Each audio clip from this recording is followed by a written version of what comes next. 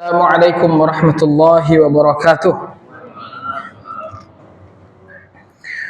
Innal hamdalillah nahmaduhu wa nasta'inuhu wa nastaghfiruh wa na'udzu billahi min shururi anfusina wa sayyiati a'malina. Man yahdihillahu fala mudilla lahu wa man yudlil fala hadiya lahu. Asyhadu an la ilaha illallah wahdahu la syarika lahu wa asyhadu anna Muhammadan 'abduhu wa rasuluh. Allahumma shalli 'ala Muhammad wa 'ala alihi wa ashabihi ajma'in. Amma ba'd.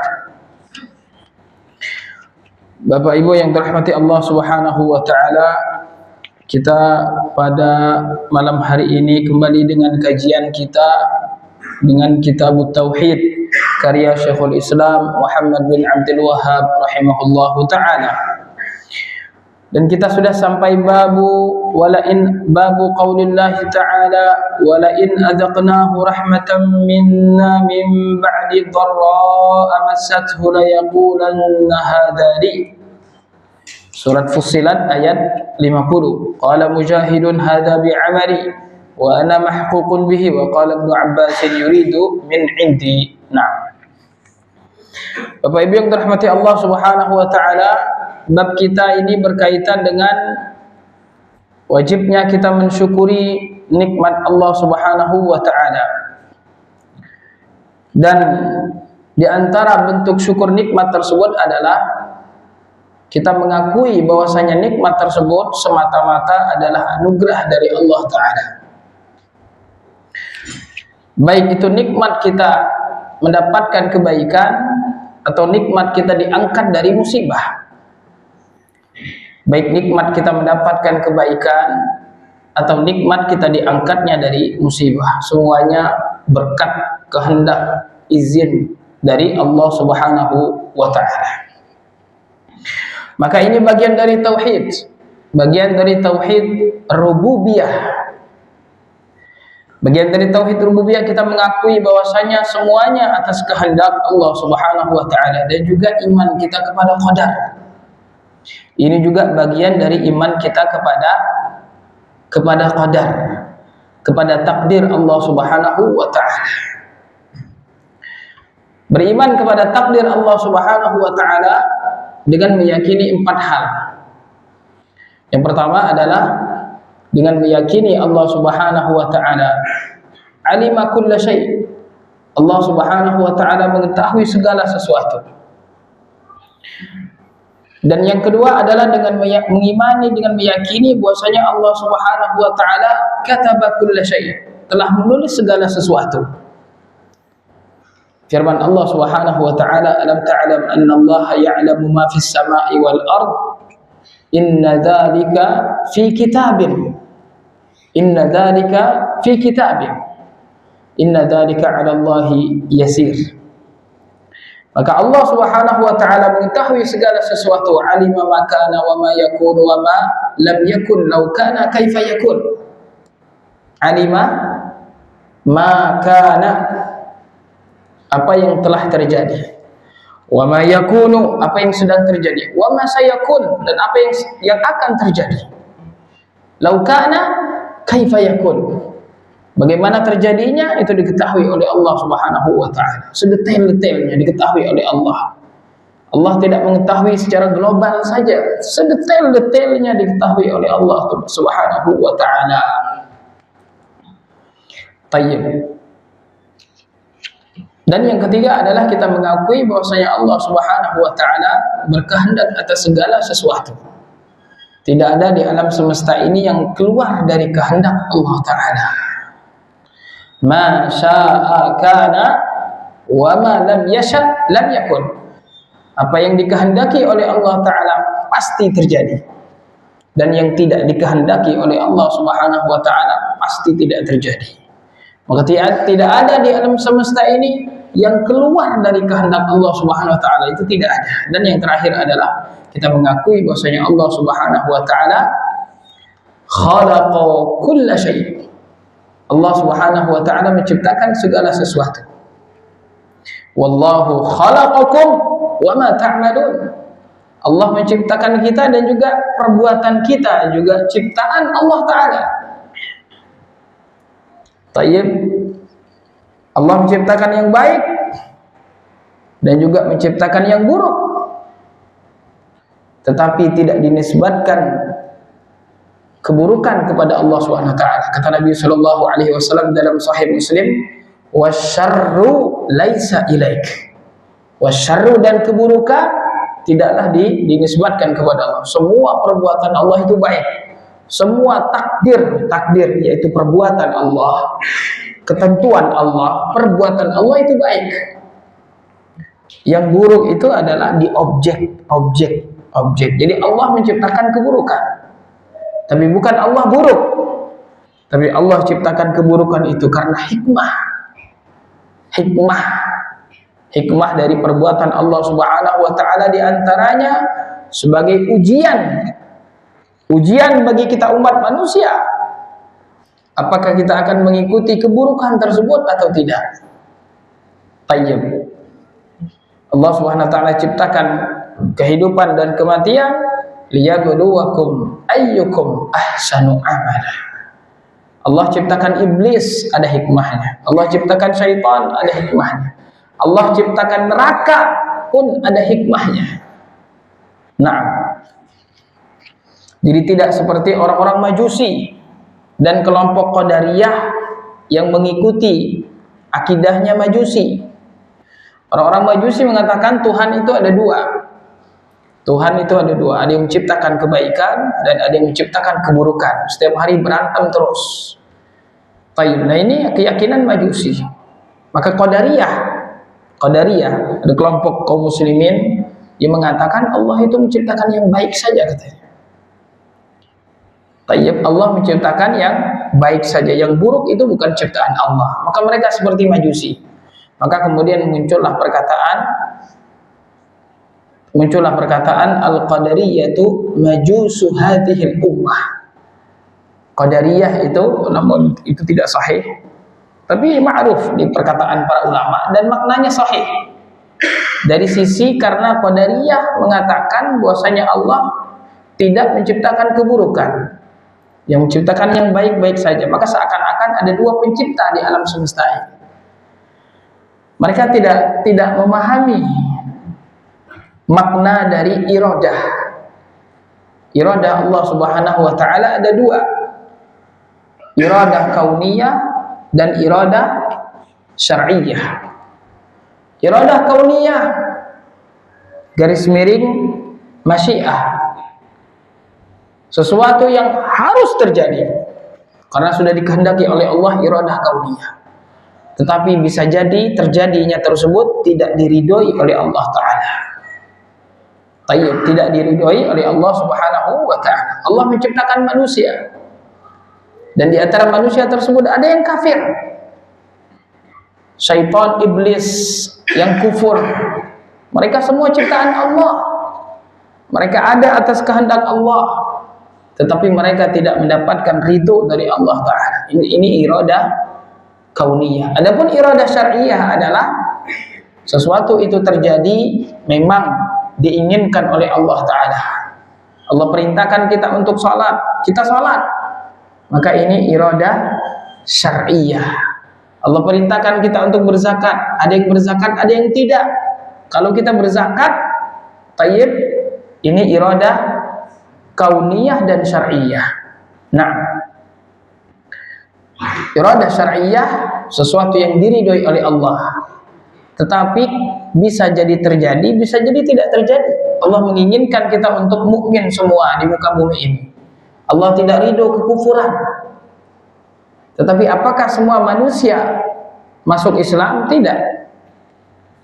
Keinginan Allah kita semua masuk Islam. Keinginan Allah kita semua beriman. Iradah syar'iyyah. Iradah syar'iyyah. Nah, barakallahu fikum. Maka ketika kita menisbatkan nikmat tersebut yang kita dapatkan, baik itu nikmat yang datang langsung atau kita diangkat dari sebuah musibah, itu juga nikmat, maka semata-mata itu adalah kehendak dari Allah Subhanahu wa Ta'ala, semata-mata adalah anugerah dari Allah Ta'ala. Nah, ini konsep kita orang beriman, konsep kita orang beriman, dan itulah makna dari syukur. Makna dari syukur adalah pertama, kita mengakui nikmat tersebut dari Allah dengan hati kita. Yang kedua, kita memuji Allah dengan lisan kita. Memuji Allah dengan lisan kita, alhamdulillah. Dan yang ketiga adalah kita menggunakan nikmat tersebut di jalan Allah Ta'ala dengan anggota tubuh kita. Nah, inilah yang dimaksud dengan syukur nikmat. Dan yang pertama kali adalah kita mengakui semata-mata ini adalah anugerah dari Allah Subhanahu wa Ta'ala. Bukan karena kecerdasan kita, bukan karena kecanggihan ini itu dan lain sebagainya, tapi semata-mata adalah anugerah dari Allah Subhanahu wa Ta'ala. Dan tidak boleh kita menisbatkan nikmat, anugerah nikmat itu kepada makhluk, tidak boleh. Saya sehat berkat ini, walaupun dengan ucapan alhamdulillah, walaupun dengan ucapan alhamdulillah, kan ada orang ada mengatakan alhamdulillah berkat obat ini saya sembuh, pun tidak boleh, ucapan tersebut. Walaupun kita di awalnya, tapi kan alhamdulillah, alhamdulillah ini adalah pujian. Tapi ketika Anda mengatakan berkat obat ini, nah ini yang tidak boleh. Tapi katakan berkat rahmat Allah, berkat Allah Ta'ala saya sembuh. Obat ini wasilah, sebab Allah yang menghendaki ini untuk menjadi sebab. Bukan dia yang menyembuhkan, dia bukan yang menyembuhkan, yang menyembuhkannya adalah Allah. Allahumma anta syafi, la shifaa illa shifauk. Tidak ada kesembuhan kecuali kesembuhan dari Allah. Maka dari itu ruqyah adalah salah satu jenis pengobatan yang orang-orang kafir mungkin tidak percaya dengan ruqyah. Apa ruqyah? Sakit itu berobat, kata orang kafir. Ada istilah ruqyah itu. Tapi kita sebagai orang beriman tidak. Ada sekelompok sahabat yang mereka safar dan mereka datang ke suatu kaum yang kaum tersebut menolak untuk menjamu mereka. Dan tokoh dari kaum tersebut terkena sengatan binatang berbisa. Mereka sudah berusaha mencari obat tapi juga tidak sembuh. Maka mereka kemudian mendatangi para sahabat dan meminta para sahabat untuk mengobati orang yang tokoh kaum mereka yang sakit tersebut. Namun sahabat kemudian tidak mau meruqyah kecuali dengan menjadikannya sebagai ju'alah. Artinya kami akan meruqyah, nanti kami akan mendapatkan beberapa dari ekor kambing. Nah, maka kemudian dibacakanlah surat Al-Fatihah, Ummul Quran. Dan subhanallah, seketika orang tersebut sembuh, langsung berdiri dan berjalan yang sebelumnya tidak bisa berjalan. Nah, ini menunjukkan pengobatan di dalam Islam bukan hanya sekedar hitung-hitungan materi dan lain sebagainya, bukan hanya hitung-hitungan zat-zat kimia dan lain sebagainya, tetapi semata-mata kesembuhan tersebut datangnya dari Allah Subhanahu wa Ta'ala. Allah mampu menyembuhkan. Nah, tayyib. Bahkan orang-orang soleh yang imannya kuat, tawakalnya tinggi, yakinnya kuat, kalau misalnya sakit, tayyib, dia hanya sekedar usaha, mungkin minum habatus sauda, madu dan lain sebagainya. Tapi juga dia meruqyah dirinya. Ini sakit tangan tadi, sakit ngilu nih, tayyib, dibacakan surat Al-Fatihah, dibacakan ayat-ayat Al-Quran. Nah, karena mereka yakin bahwa Al-Quran ini juga adalah obat. Wa nunazzilu minal Qur'ani ma huwa syifa. Nah, maka Al-Quran ini bahkan kata Ibnu Qayyim rahimahullahu ta'ala dalam kitab beliau Ad-Da'u wad-Dawa, obat dan penyakit dan obatnya. Kata beliau, semua Al-Quran itu adalah obat. Obat fisik, obat batin kita, obat hati kita, obat ruh kita, obat badan kita. Nah, tapi kemudian siapa yang yakin di antara kita berobat dengan Al-Quran tersebut? Nah,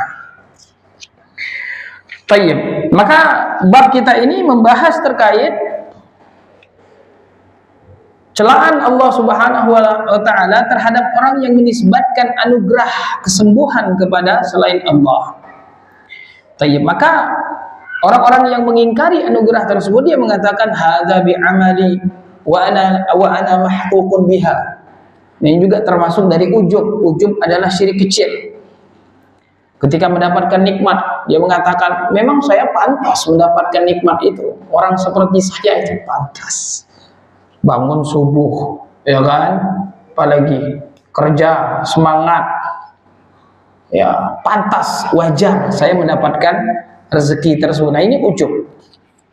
Ini ujub ketika dia mengatakan hadza bi amali, ini berkat kerja kerasku, wa ana mahququn bihi, saya memang berhak untuk mendapatkannya. Nah, ini ujub, dan ini termasuk syirik kecil.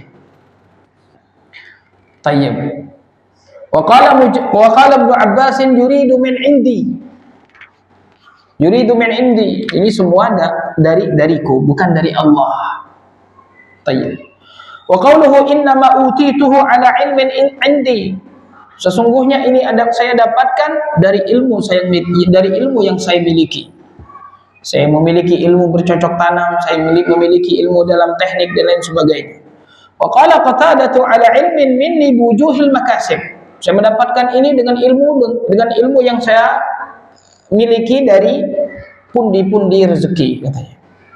Wa qala akharun ala ilmin min Allah anna lahu ahlun wa hadha ma'na qawli Mujahid utituhu ala syaraf. Nah, dan beliau kemudian menceritakan tiga orang di zaman Bani Israel, diceritakan oleh Rasul sallallahu alaihi wasallam. Dan cerita ini diriwayatkan oleh Imam Bukhari dan Muslim. Jadi hadisnya sahih. Ini hadisnya sahih dan kita yakin ini benar-benar terjadi karena langsung diceritakan oleh Nabi sallallahu alaihi wasallam. Adapun cerita Bani Israel yang kita tidak dapatkan dengan sanad yang sahih, maka kita tawakuf, kita berhenti di situ. Tidak membenarkan dan juga tidak mendustai. Kita berhenti. Kita membenarkan apa yang memang sahih diceritakan oleh Nabi Shallallahu Alaihi Wasallam. Yang kita tidak dapatkan pembenarannya di dalam Al-Quran dan Sunnah, maka kita tawakuf. Tidak kita benarkan dan juga tidak kita sesatkan, salahkan. Tapi kalau bertentangan dengan nas Al-Quran, kita katakan itu batil. Ini cerita dusta, ini kebatilan. Kalau bertepatan dengan ayat Al-Quran, sama dengan ayat Al-Quran, maka kita katakan ini benar. Ini dibenarkan oleh Al-Quran. Sama di dalam Al-Quran juga demikian. Karena ada pendukungnya di dalam Al-Quran. Tayyib. Tayyib. Cerita tersebut adalah 3 orang. Ini kita bacakan saja ya, yang langsung kita terjemahkan. Tayyib. Wa an Abi Hurairah annahu sami'a an-nabiyya sallallahu alaihi wasallam yaqul inna thalathatan min bani Israil abras wa aqra wa a'ma. Abras penyakit kulit kusta. Wa aqra penyakit rambutnya rontok, kasarnya botak lah ya. Enggak menyinggung siapapun ya. Sahih. Tayyib. Orang semakin botak menunjukkan semakin cerdas ya. Wa a'ma dan buta. Ada 3 orang Bani Israel. Penyakit kulit, penyakit apa kita sebut rambutnya rontok saja. Tayyib. Wa a'ma dan buta. Maka Allah Subhanahu wa taala ingin menguji mereka. Maka kemudian malaikat diperintahkan Allah untuk menguji mereka. Dan malaikat tersebut berwujud seperti manusia, datang ke mereka. Malaikat ini berwujud seperti manusia pun tidak seperti keinginan mereka. Tetapi mereka berwujud seperti manusia itu atas perintah Allah Subhanahu wa taala. Jadi tidak ada malaikat mau misalnya ting mau jadi ini, ting mau jadi itu kayak jin ya. Kayak jin di film-film misalnya. Tidak ada. Mereka berbentuk berwujud itu atas izin Allah taala. Maka malaikat berwujud seperti manusia dan kemudian mendatangi satu-satu di antara mereka. mendatangi abros yang sakit kulit dan dikatakan kepada si abros, ayyu syai'in ahabbu ilaik, apa yang paling engkau sukai, apa yang paling engkau inginkan? Kata si abros, saya ingin memiliki kulit yang bagus, katanya, kulit yang bagus, dan agar Allah mengangkat penyakit kulitku ini agar orang-orang tidak jijik terhadapku. Kemudian diusap oleh malaikat dan kemudian sembuh. Kemudian diberikan kulit yang bagus, kemudian dikatakan kepadanya, fa'ayyul mali ahabbu ilaik, harta apa yang paling engkau cintai? Dia berkata, ibil, unta. Maka diberikan unta yang hamil 10 tahun dan dikatakan kepadanya, barakallahu fiha, barakallahu laka fiha, semoga Allah memberkahimu pada yang engkau miliki. Tayyib. Kemudian Allah mendatangi si Aqra yang rambutnya tadi rontok. Maka dikatakan kepadanya, apa yang paling engkau sukai? Katanya dia menginginkan rambut yang bagus. Nah, ini yang diminta lebih daripada, bukan hanya sekedar rambut saja, bukan hanya sekedar kulit saja, tapi rambut yang bagus, katanya. Tayyib. Dan Allah menghilangkan penyakitku ini. Maka diusap oleh malaikat, maka kemudian diberikan rambut yang bagus. Dan ditanyakan kepadanya, harta apa yang paling kau sukai? Dijawab oleh yang rambutnya rontok ini adalah sapi. Maka diberikan sapi yang hamil dan dikatakan kepadanya, barakallahu laka fiha, barakallahu laka fiha. Kemudian malaikat datang lagi ke yang ketiganya, A'ma, dan ditanyakan kepada si A'ma, ayyu syai'in ahabbu ilaik, apa yang paling kau sukai? Yaruddullahu ilayya basari, dia hanya menginginkan Allah mengembalikan pandangannya saja. Fa'ubsiru bihin nas, agar saya bisa melihat manusia. Nah, dia tidak meminta seperti teman-teman sebelumnya. Dia hanya meminta, ya Allah, ini kembalikan saja, minta mengembalikan penglihatannya, itu saja yang dia minta. Tayyib. Ini menunjukkan, kata Syekh Ibnu Utsaimin,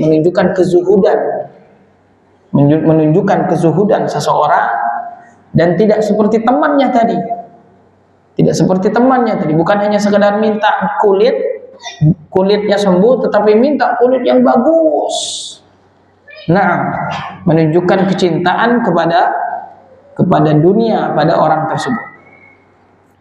Dan juga kata Syekh Ibnu Utsaimin menunjukkan, bukan berarti orang yang sakit berobat, orang yang terkena misalnya di sini ada aib, kemudian dia obati, bukan berarti dia kemudian tidak ridho dengan pemberian Allah. Ridho di sini lebih kepada makna sabar. Kalau sabar itu wajib. Kalau ridho bermakna menerima keputusan Allah, itu wajib. Tayyib. Tapi kalau ridho di sini maksudnya menerima saja, kemudian tidak berusaha untuk mengobati, nah tidak demikian. Jadi bukan berarti kita katakan ridho itu kita kemudian tidak perlu berobat, ya udah saya ridho saja terhadap sakit, tidak. Ridho di sini lebih kepada makna sabar, menerima. Karena para ulama juga membagi tingkatan seseorang ketika terkena musibah. Ada 4 tingkatan. Yang pertama apa? Jaza. Jaza ini orang yang kemudian menggerutu, mencaci maki dirinya, atau mungkin juga mencaci Allah. Nauzubillah. Dia marah dengan keputusan Allah, tidak sabar. Maka orang-orang yang jaza ini kalau terkena musibah ngoceh, memukul-mukul badannya, menyalah-nyalahkan orang lain, teriak-teriak. Nah, ini namanya jaza. Nah, ini hukumnya haram. Dari itu kata Nabi sallallahu alaihi wasallam, laisa minna man latamal khudud wa syaqqal juyub wa da'a bid'awal jahiliyah, ketika terkena musibah. Ini tidak boleh. Ini tingkatan yang haram, yang paling bawah. Nah, di atas jaza itu, dan ini hukumnya wajib, adalah sabar. Sabar ini hukumnya wajib. Sabar itu adalah orang yang menahan sakit, ditahan, dan dia tidak ngoceh, itu sabar. Terasa sakit, ya sakit, tapi dia tahan, nah itu sabar. Tayyib. Kalau ada orang yang kemudian mendapatkan musibah, musibah tersebut baginya sama dengan ketika dia mendapatkan nikmat. Nah, ini namanya ridho. Ini namanya ridho. Tingkatan tinggi lebih daripada sabar.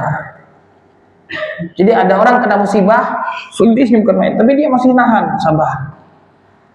Tapi ada orang kena musibah, dia santai saja, santai, seakan-akan ya biasa saja, tidak terjadi sesuatu yang sabar. Dia ridho lebih daripada sabar. Dan lebih tinggi dari ridho adalah syukur. Ketika mendapatkan musibah, dia justru bersyukur kepada Allah Subhanahu wa ta'ala. Ini tingkatan yang paling tinggi ketika orang terkena musibah. Silahkan tanya diri kita masing-masing, kita tingkatan yang mana. Tapi harus memiliki kesabaran, karena kalau kita sudah turun dari kesabaran, berarti kita jatuh kepada dosa. Karena sabar itu menahan diri dari mengucapkan keburukan ketika ada musibah, menahan diri dari melakukan keburukan ketika ada musibah, dan menahan diri dari suuzon ketika terkena musibah. Nah, itulah sabar. Kalau seandainya orangnya tenang, itu ridho. Kalau justru dia tersenyum ketika terkena musibah, nah itu namanya dia bersyukur. Nah, tiga orang ini ketika mereka meminta, bukan berarti kemudian mereka tayyib, tidak ridho. Karena ridho ini di sini lebih kepada makna sabar. Lebih kepada makna sabar. Tayyib. Karena orang yang misalnya terkena sakit, maka ketika dia berobat, bukan berarti dia tidak ridho. Dia ridho, dia menerima. Ini ketentuan Allah, dan itu hukumnya wajib kita. Ridho dengan keputusan Allah itu hukumnya wajib, seperti sabar tadi. Tayyib. Tetapi yang berkenaan dengan musibah ini, kita boleh tidak ridho. Tidak ridho itu artinya berobat. Tayyib. Tidak ridho artinya kita berobat. Kan orang ridho itu kan ridho itu nerima gitu. Dikasih sakit, ya udah sakit. Tayyib. Tapi dia ketika dia berobat, bukan berarti dia tidak ridho, karena ridho di sini lebih kepada makna sabar, dan kita ridho terhadap keputusan Allah. Nah, itu kita wajib ridho. Barang siapa yang tidak ridho dengan keputusan Allah, berarti dia mencederai perbuatan Allah. Jadi perbuatan Allah kita wajib ridho. Tetapi musibah yang kita dapatkan, kita boleh berobat, kita boleh ke rumah sakit, kita boleh operasi dan lain sebagainya misalnya. Tayyib, ada aib misalnya di tubuh kita, ada sesuatu daging yang kemudian, ini secara ini kan ini musibah, ujian dari Allah. Boleh kita operasi, kita hilangkan, dan bukan berarti kita tidak ridho. Kita wajib ridho dengan keputusan Allah, tetapi kita boleh untuk merubah diri kita dari musibah tersebut. Nah, tayyib. Maka yang ketiga tadi, si a'ma, dia hanya meminta kepada Allah agar dikembalikan matanya, agar dia bisa melihat manusia, melihat ciptaan Allah Ta'ala. Kemudian diusap oleh malaikat dan dikembalikan penglihatannya, dan ditanyakan kepadanya, harta apa yang paling engkau sukai? Katanya ghanam, kambing. Maka diberikanlah kambing yang sedang hamil.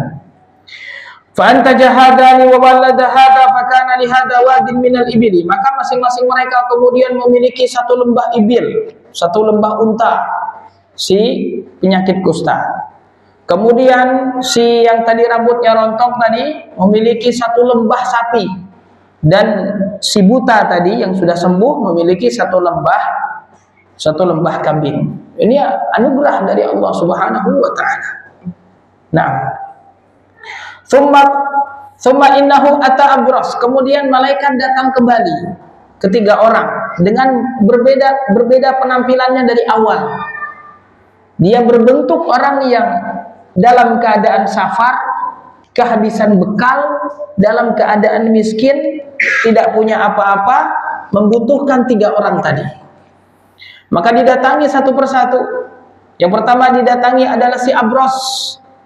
Maka malaikat tadi yang berwujud manusia, ini kata Syekh Ibnu Utsaimin, boleh kita ketika menguji orang, ingin menguji orang, kita kemudian berpura-pura menjadi sesuatu yang ya ada, misalnya bosnya ingin menguji karyawannya dengan berpura-pura menjadi ini dan itu, boleh untuk kemaslahatan.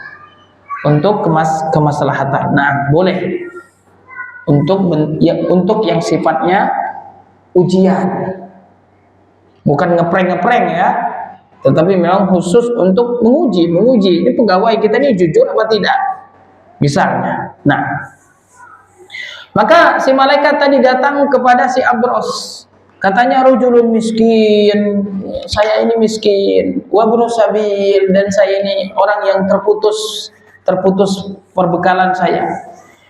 Fala balaghani al-yawma illa billahi tsumma bik. Maka tidak ada yang bisa menyampaikan saya ke tempat saya kecuali Allah, kemudian Anda. Nah, ini boleh kita menggunakan kata summa, tetapi dengan kata wa tidak boleh. Dan Allah dan Anda tidak boleh, tapi Allah kemudian Anda itu boleh. Tayyib. Kemudian tayyib, dia mengatakan as'aluka billadzi a'taka al-lawnal hasana wal jildal hasan. Saya meminta kepadamu atas nama Allah yang telah memberikan kepadamu kulit yang bagus. Jadi dia meminta di sini bukan hanya sekedar meminta, tapi menyebut nama Allah, mengingatkan akan nikmat yang Allah dulu berikan kepadanya. Dan kita juga orang kalau sudah minta atas nama Allah, ya kita tidak boleh biasa-biasa saja. Harus kita perhatikan betul sebagai bentuk pengagungan kepada nama Allah. Saya minta satu unta saja, atabalaghu bihi fi safari. Satu unta yang saya bisa kemudian pulang ke tempat asal saya. Terus apa jawaban si abros? Al-huququ katsirah. Mohon maaf, banyak tanggungan. Al-huququ katsirah, banyak tanggungan. Faqala lahu, maka kemudian malaikat itu mengatakan, ka'anni a'rifuka, kayaknya saya tahu siapa Anda. Alam takun abrasa yaqdurukan nas. Malaikat ingatkan kepada sosok aslinya, bukankah engkau dulu adalah orang yang abros, yang dijijik-jijikkan oleh manusia, fakir, engkau dulu fakir, kemudian Allah berikan kepadamu rezeki, Allah berikan kepadamu harta. Apa jawab si abros mengingkari nikmat Allah? Innama warithu hadzal mala kabiran an kabirin. Sesungguhnya saya dapatkan harta ini dari sesepuhku, warisan. Ini saya dapatkan ini dari warisan ini. Tayyib. Jadi dia menafikan anugerah Allah kepadanya. Tapi dia dapatkan dari warisan, bukan dari Allah. Dari nenek moyang saya dulu yang kerja keras. Qala in kunta kadziban, kata malaikat tersebut. In kunta kadziban, kalau saja engkau bohong. Kata Syekh Ibnu Utsaimin, boleh ketika kita berdoa kita gantungkan kepada sesuatu. Ya Allah, kalau saja. Nah, ini doa kita menggantungkan namanya. Kalau saja ini baik untukku ya Allah, maka mudahkanlah. Seperti doa kita istikharah. Nah, ini diperbolehkan doa yang seperti itu. Maka malaikat mengatakan in kunta kadziban, apabila engkau berdusta, artinya engkau ini bohong, sebenarnya ini adalah anugerah dari Allah, tapi engkau katakan ini dapat dari warisan. fasayyarakallahu ila ma kunta, maka semoga Allah mengembalikan kepada asalmu dulu. Tayyib. Maka jemaah sekalian dirahmati Allah, kita kalau diberikan nikmat, Allah ingin, Allah senang kita kemudian memperlihatkan nikmat tersebut yang Allah berikan. Jangan kita tutup-tutupi. Nah, jangan kita tutup-tutupi. Apalagi kemudian keadaan kita seperti si Abros ini, yang dulunya kita fakir, kemudian Allah berikan kepada kita kekayaan. Nah, atau ada orang yang kemudian meminta kepada kita atau minjam uang. Nah, ini banyak terjadi. Tayyib, fulan bisa nggak minjam uang? Ini anak lagi sakit. Nah, ini gajian belum turun misalnya. Nanti saya kembalikan. Tayyib, oh maaf akhi, ini uang ini. Tayyib, nggak ada. Tayyib, padahal ada. Nah, padahal ada. Dia nafikan, nggak ada katanya. Padahal ada. Nah, ini bentuk dari mengingkari nikmat Allah Subhanahu wa taala. Ya akhi, uang ada akhi. Jangan katakan tidak ada. Tayyib. Hari ini nih mau kerja tapi agak-agak malas. Hujan. Izin ke atasan. Pak, izin Pak, sakit Pak. Padahal bukan sakit. Tapi malas.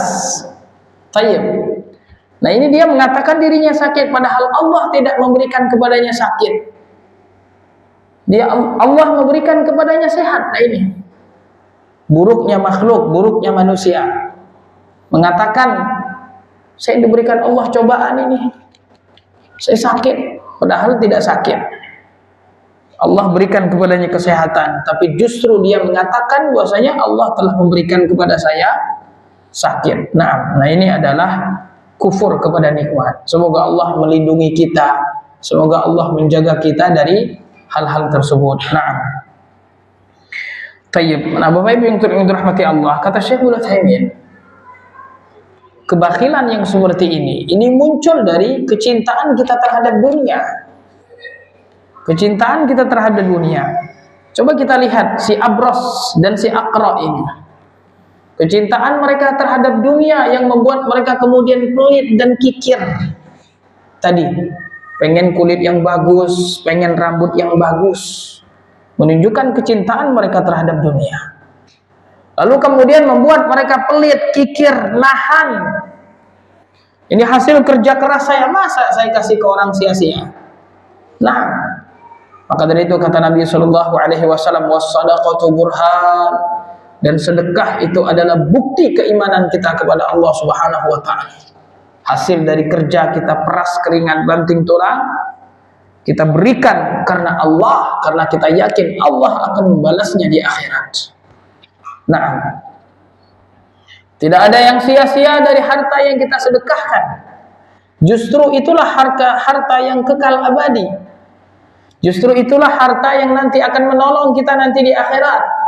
Adapun harta yang kita pakai, harta yang kita makan, yang kita buat untuk jalan-jalan dan sebagainya, habis selesai.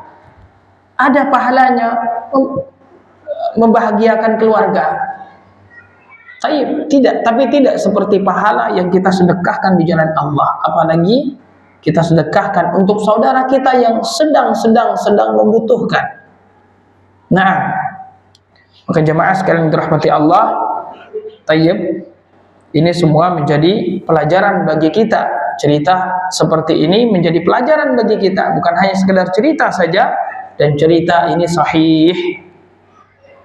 Kemudian datang kepada si Aqra dengan berbentuk seperti tadi, rajulun miskin, terputus dari perbekalan habis, tayyib, dan hanya meminta satu sapi saja. Persis seperti yang dikatakan oleh si Abros. Mohon maaf ini. Banyak kebutuhan sekarang. Ini bisnis 10M di sana lagi ini nih. Harus tayyib. Berat untuk memberikan sedikit dari hartanya tersebut untuk saudara-saudaranya. Nah, ini saking kita cintanya dengan harta.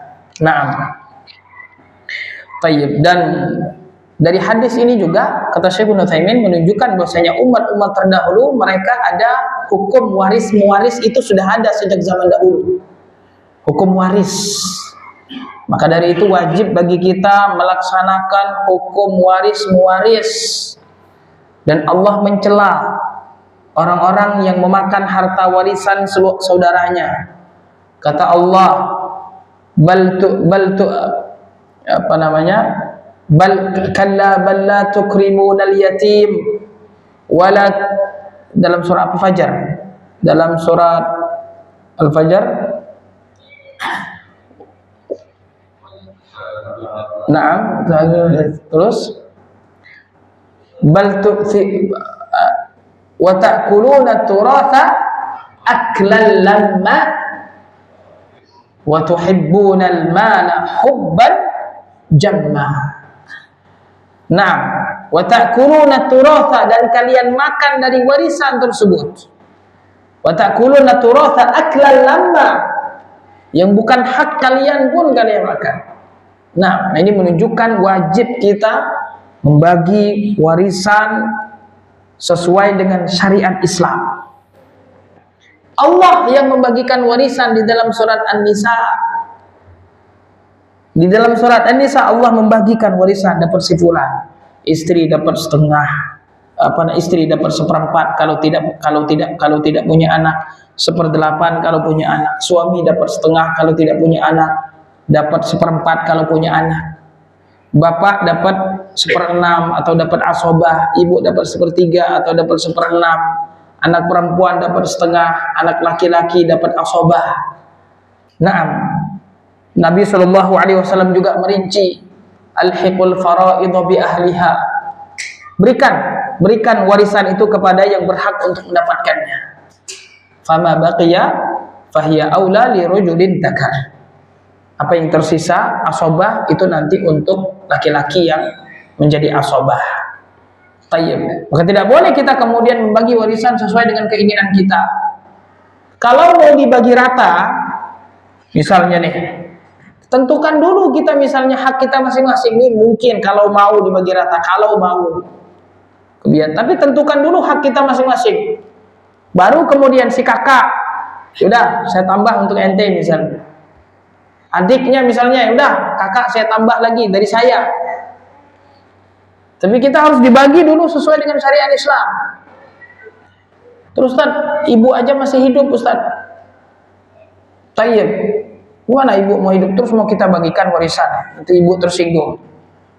Tentukan dulu warisan-warisan kita masing-masing. Kalau sudah ditentukan, baru kemudian kita kasih ke ibu. Bu, ini dari saya, ini dari saya, ini dari saya. Tapi bagikan dulu hak kita masing-masing. Naam. Tayyib. Maka kemudian si Aqra sama keadaannya seperti si Abros, mengingkari nikmat Allah Subhanahu wa taala. Maka dikatakan oleh malaikat, in kunta kadiban fasayyarakallahu ila ma kunt. Kalau saja perkataanmu itu bohong, semoga Allah mengembalikan kepada bentuk asalmu. Tayyib. Maka kemudian malaikat mendatangi yang ketiga, si A'ma, dalam bentuk sama seperti tadi dengan si Abros dan si Aqra. Rajulun miskin wa bunus sabil, sudah terputus dari perbekalan. Fala balagha lil yauma illa billahi tsumma bik. Maka tidak ada yang menyampaikan saya ke tempat itu kecuali Allah, kemudian Anda. As'aluka, saya meminta kepadamu atas nama Allah yang telah mengembalikan pandanganmu, satu kambing saja agar saya bisa sampai ke tempat tujuan safar saya. Apa jawaban si A'ma? Kata si A'ma, mengingat nikmat yang telah Allah berikan kepadanya. Dulu dia pernah susah, sama dulu seperti si Aqra, bahkan mungkin lebih susah dari malaikat yang berwujud seperti orang miskin tadi. Apa kata si A'ma? Qad kuntu a'ma, kata si A'ma, mengingatkan nikmat Allah yang telah Allah berikan kepadanya. Qad kuntu a'ma, dulunya saya buta. Faraddallahu alayya basari, kemudian Allah mengembalikan pandanganku. Dia mengingatkan nikmat Allah yang telah diberikan kepadanya. Apa kata si a'ma tadi? Fakhudh ma syi'ta, ambil apa yang kau inginkan. Karena dia tahu ini semua adalah anugerah dari Allah ya akhi. Nah, apalagi yang meminta tersebut orang miskin. Apalagi yang meminta tersebut atas nama Allah. Tayyib. Maka tidak ada alasan bagi kita untuk menahan anugerah yang Allah Subhanahu wa taala berikan kepada kita. Naam. Fa wallahi la ajhaduka al-yawma bi syai'in akhadtahu lillah. Maka hari ini saya tidak akan membuatmu merasa kayak berhutang budi. Enggak, jangan ada rasa berhutang budi, kata si a'la. Sesuatu yang kau ambilkan untuk Allah. Faqala amsik malaka, kata malaikat, peganglah hartamu. Fa innama ubtulitum, sesungguhnya kalian bertiga itu sedang diuji, kata malaikat. Faqad radiyallahu anka, sesungguhnya Allah telah ridha terhadapmu. Wa sakhata ala sahibaik, dan Allah murka terhadap dua sahabatmu, yaitu si Abras dan si Aqra. Jamaah sekalian dirahmati Allah Subhanahu wa taala, Allah kekalkan nikmat orang yang bersyukur. Allah kekalkan nikmat orang yang bersyukur. Dan Allah binasakan nikmat orang yang kufur kepada nikmat Allah Subhanahu wa taala. La in syakartum la azidannakum wa la in kafartum inna adzabi lasyadid. Naam.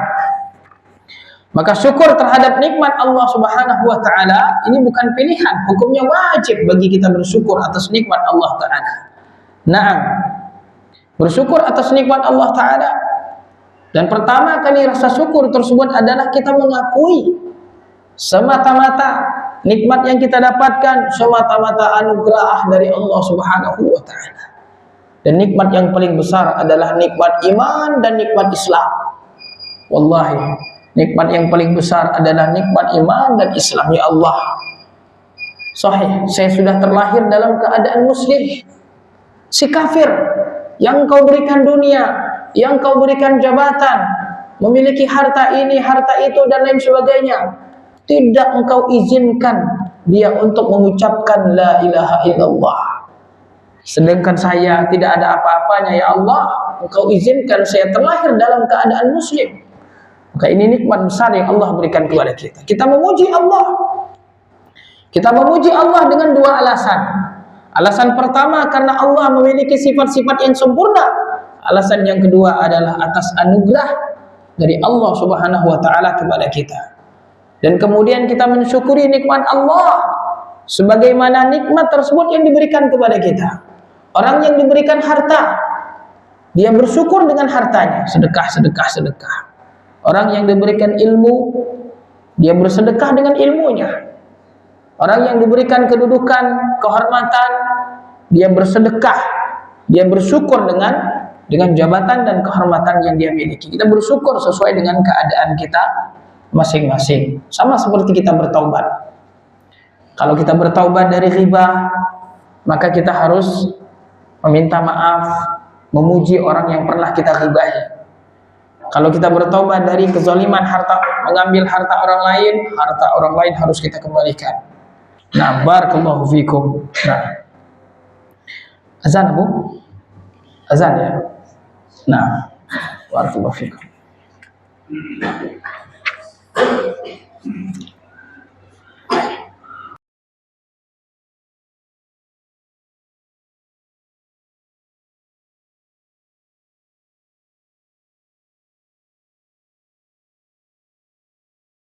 Baik, bismillah. Ada pertanyaan? Tidak ada? Tayyib. Kalau tidak ada kita lanjutkan. Tayyib, bismillah, alhamdulillah, wassalatu wassalamu ala rasulillah wa ala alihi wa ashabihi wa mawalah ma ba'du. Maka jamaah sekalian dirahmati Allah Subhanahu wa taala, kata Syekh Ibnu Utsaimin, bahwasanya di antara faidah dari hadis ini adalah maka orang-orang yang telah diberikan nikmat oleh Allah diingatkan kembali oleh Allah Subhanahu wa taala atas nikmat tersebut. Maka peringatan tersebut bisa jadi berbentuk ucapan, bisa jadi berbentuk perbuatan, dan bisa jadi berbentuk bentuk rupa. Maka kita ketika diingatkan oleh siapapun, apakah itu nasihat, ucapan-ucapan, atau mungkin kita sedang berselancar di YouTube, berselancar di Facebook, mungkin tahu-tahu kita langsung melihat video yang kemudian justru mengingatkan kita kepada sesuatu. Barangkali itu adalah peringatan dari Allah Subhanahu wa taala.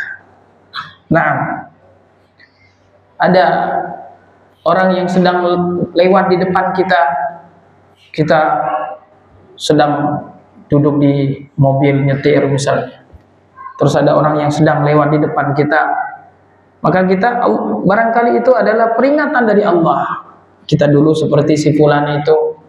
Nah, atau kita yang sakit kemudian melihat kita yang sehat melihat saudara kita yang sakit, tayyib, diperlihatkan oleh Allah. Kadang sesuatu yang kadang tidak sengaja itu terjadi, terlihat, nampak, lewat, selintas, terdengar, atau ada teman kita yang cerita, maka barangkali itu adalah peringatan dari Allah Subhanahu wa taala. Maka kita sebagai orang yang beriman, ketika melihat, mendengar, menyaksikan perkara-perkara tersebut, maka kita harus ingat akan anugerah Allah Subhanahu wa taala yang telah Allah berikan kepada kita. Jangan kita kufur nikmat. La tus'alunna yawma idzin 'anin na'im. Semua nikmat yang Allah berikan kepada kita akan ditanya oleh Allah Subhanahu wa taala. Nah, dan kufur nikmat adalah penyebab dari musibah, bencana. Naam. Allah Subhanahu wa taala katakan dalam Al-Qur'an, "Wa ma asabakum min musibatin fabima kasabat aydikum wa ya'fu an katsir." Dan tidaklah musibah yang menimpa kalian kecuali itu atas perbuatan kalian sendiri. Wa ya'fu an katsir, dan banyak telah dimaafkan oleh Allah. Kalau setiap dosa yang kalian lakukan tersebut Allah berikan kalian nikmat, lalu kalian balas dengan dosa dan maksiat, kalau Allah mau balas setiap dosa kalian, akan habis kalian. Lebih banyak yang dimaafkan oleh Allah, sedikit saja yang diberikan oleh Allah Ta'ala. Nah, zaharal fasadu fil barri wal bahri bima kasabat aydin nas. Terjadi kerusakan di darat dan di lautan akibat dari perbuatan manusia. Liyudhiqahum ba'dalladzi amilu, agar mereka merasakan sebagian dari akibat perbuatan mereka. Hikmahnya la'allahum yarji'un, agar mereka kembali ke jalan Allah. Nah, innallaha la yughayyiru ma biqaumin hatta yughayyiru ma bi anfusihim. Allah tidak merubah nikmat yang Allah berikan kepada suatu kaum sebelum kaum itu sendiri yang kufur nikmat merubah keadaan mereka sendiri. Artinya menjadi penyebab keadaan mereka berubah karena kufur nikmat. Awalnya mereka diberikan nikmat oleh Allah Subhanahu wa taala, tapi karena mereka kufur, maka kemudian nikmat tersebut hilang. Nikmat itu dicabut oleh Allah Subhanahu wa taala. Naam. Maka setiap muslim harus melihat dirinya sebagai hamba Allah Subhanahu wa taala secara utuh. Kita adalah ciptaan Allah, hamba yang harus tunduk kepada Allah Ta'ala. Betul kita punya nafsu, betul kita punya syahwat, tapi kita harus cerdas. Kata Nabi, al-kayyisu man dana nafsahu. Orang cerdas itu adalah orang yang menundukkan hawa nafsunya kepada syariat Allah Subhanahu wa taala. Wal ajiz, dan orang yang lemah, man atba'a nafsahu hawa, orang yang selalu mengikuti hawa nafsunya. Hawa nafsunya mengajak untuk berzina. Hawa nafsunya mengajak untuk maksiat. Ini orang yang lemah. Maka dari itu kata Nabi, al-mu'minul qawi khairun wa ahabbu ila Allah minal mu'minid dha'if. Mukmin yang kuat apanya? Kuat hatinya, tegar hatinya. Naam, ketika terjadi musibah, tegar. Berapa banyak orang yang memiliki tubuh kekar, tapi ketika terkena musibah seperti kucing meong, sahih, tidak kuat menerima musibah. Badannya saja yang besar, badannya saja kekar, tapi ketika musibah seperti perempuan. Tiba ada orang-orang yang mungkin badannya kecil, mungkin badannya kurus, tapi ketika tertimpa musibah, kekar, tegak. Naam. Wa jamaah sekalian dirahmati Allah Subhanahu wa taala, nikmat yang Allah Subhanahu wa taala berikan kepada kita tidak cuma-cuma. Ada pertanyaan dari Allah Subhanahu wa taala yang harus kita siapkan. Dari mana kita dapatkan nikmat tersebut dan kemana kita tunaikan? Orang yang cerdas adalah orang yang menjadikan hartanya untuk tunggangan menuju akhiratnya. Ini orang yang cerdas. Bukan kemudian dia yang menjadi tunggangan bagi hartanya. Dia yang menunggangi hartanya tersebut, seperti seseorang yang kemudian menunggangi keledainya. Ditunggangi kemana dia inginkan keledainya tersebut menurut kata dirinya. Bukan sebaliknya. Bukan kita yang kemudian ditunggangi oleh keledai kita. Bukan kita yang harus ditunggangi oleh hawa nafsu kita. Kita yang harus menunggangi hawa nafsu kita. Nah, barakallahu fikum. Tayyib, barakallahu fikum. Selanjutnya tahu? Khalas ya. Barakallahu fikum. Dan semoga Allah Subhanahu wa taala menjadikan musibah yang menimpa kita sebagai pelajaran. Dan semoga Allah Subhanahu wa taala memberikan pahala syahid kepada saudara-saudara kita yang tertimpa musibah di Aceh, di Sumatera dan lain sebagainya. Naam.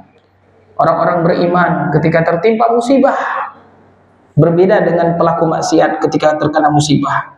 Berbeda dengan orang-orang kafir terkena musibah. Orang-orang beriman ketika terkena musibah ini sebagai penghapus dosa. Derajatnya diangkat oleh Allah Ta'ala. Orang-orang pelaku maksiat diberikan musibah. Kalau masih hidup, alhamdulillah. Tapi kalau sudah meninggal, ini juga maknanya menggugurkan dosanya. Dan kemudian menghentikan dari maksiatnya. Ini orang mungkin semakin lama hidup semakin banyak maksiatnya. Adapun musibah yang menimpa orang-orang kafir, maka ini adalah gambaran dari azab Allah Subhanahu wa taala di dunia sebelum akhirat. Mudah-mudahan Allah Subhanahu wa taala memberikan pahala yang besar kepada saudara-saudara kita yang terkena musibah tersebut dan menempatkan mereka di dalam surganya Allah Subhanahu wa taala. Dan kita yang ada di sini, sedikit atau banyak yang kita miliki, kita sedekahkan untuk saudara-saudara kita yang membutuhkan. Siapa lagi kalau bukan kita yang membantu saudara-saudara kita di sana. Kita tidak bisa berangkat ke sana, tapi paling tidak ada rupiah kita yang kita kirim ke sana untuk membantu beban mereka. Karena satu orang muslim itu dengan muslim yang lain seperti satu tubuh. Yang satu sakit, maka yang lain juga harus merasakan sakit. Barakallahu fikum. Walhamdulillahirabbil alamin. Wassalamualaikum warahmatullahi wabarakatuh.